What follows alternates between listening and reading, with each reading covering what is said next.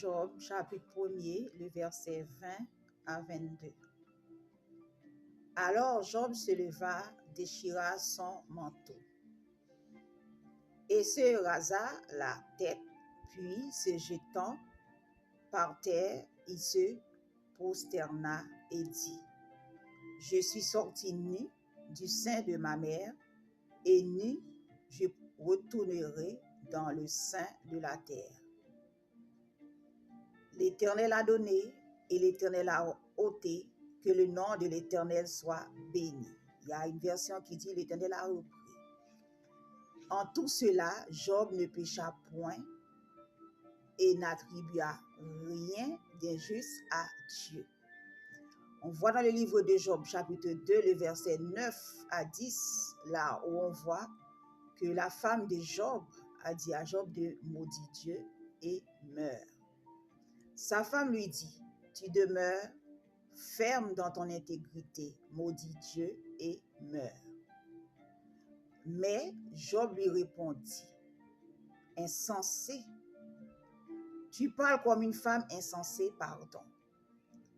Quoi, nous recevons de Dieu le bien et nous ne recevrions pas aussi le mal? En tout cela, Job ne pécha point par ses lèvres. Job a gardé son intégrité envers notre Seigneur. Lorsque tu passes par des moments difficiles, par des périodes difficiles, ce n'est pas le moment de murmurer, de commencer à dire: ouais, Dieu ne m'écoute pas, Dieu ne me voit pas. Non, c'est le moment de rendre grâce à Dieu. Il a dit de lui rendre grâce en toutes choses. Dans le livre de Éphésiens 5, le verset 20, il dit: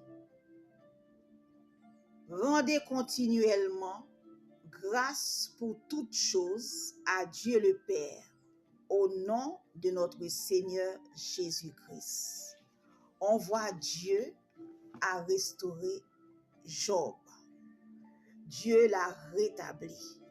Dieu lui a donné le double de ce qu'il possédait, parce que Job a gardé la foi en notre Dieu.